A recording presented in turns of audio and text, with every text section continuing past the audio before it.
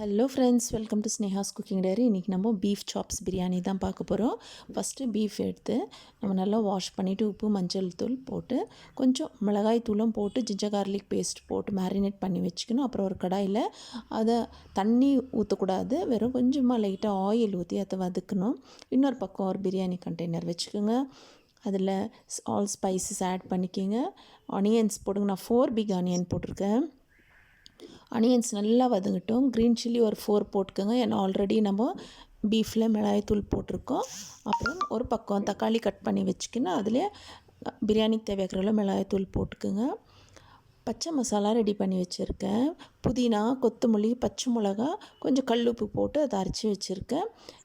Onions நல்லா golden brown ஆனதுமே இந்த green masala நம்ம ஜிஞ்சர் கார்லிக் பேஸ்ட்டோடு தான் சேர்த்து போட்டு அரைச்சிருக்கோம்.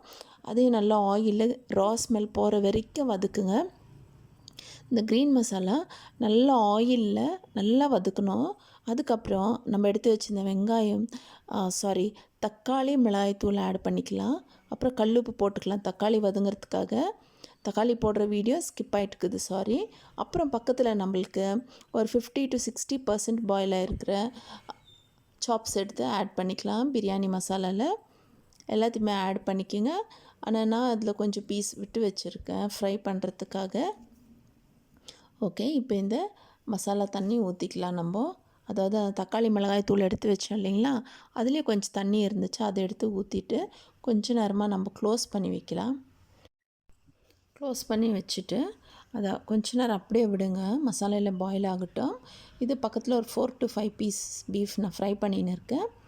ரைஸ் எடுத்து வாஷ் பண்ணி வச்சுக்கோங்க, நல்லா ஊறட்டும்.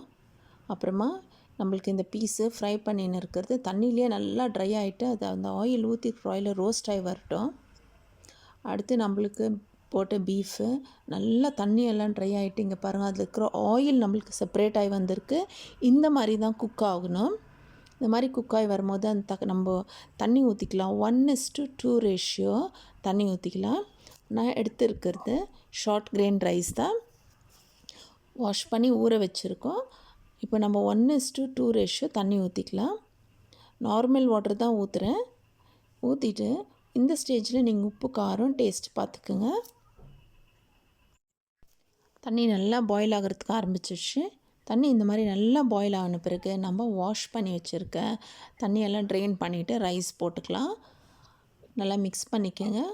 மிக்ஸ் பண்ணிட்ட பிறகு இப்போ நம்ம லெமன் ஜூஸ் ஆட் பண்ணிக்கலாம். நான் 1 ஃபுல் லெமன் எடுத்து வச்சுருக்கேன்.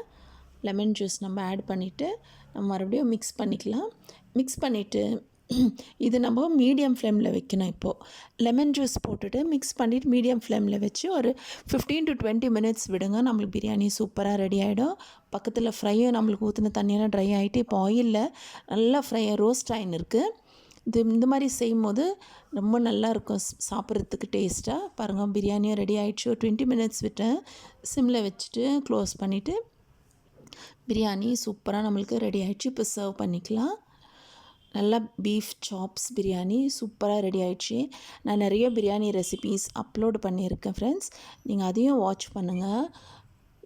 இந்த மாதிரி சாப்ஸ் ரெசிப்பியும் நல்லாயிருக்கும் சாப்பிட்றதுக்கு. இந்த சாப்ஸ் இந்த மாதிரி ஃப்ரை ஆனது ரொம்ப சூப்பர் டெலிஷியஸாக இருக்கும். அது குக் ஆகும்போது ஃப்ரை ஆகும்போதே நம்மளுக்கு டெம்ப்டிங்காக இருக்கும் சாப்பிட்ணுன்னு. அவ்வளோ டெலிஷியஸாக இருக்குது இந்த சாப்ஸ் ரோஸ்ட்டு. சாப்ஸ் பிரியாணியும் நல்லா சாஃப்டாக வெந்துட்டு சூப்பராக இருக்குது. கூட ஒரு எக் பாயிலை வச்சுருக்கேன். நீங்கள் ஒரு ரைத்தா வச்சுக்கின்னு சாப்பிட்டு எப்படி இருந்துச்சுன்னு கமெண்ட்ஸில் தெரியப்படுத்துங்க. லைக் பண்ணுங்கள், ஷேர் பண்ணுங்கள், சப்ஸ்கிரைப் பண்ணுங்கள்.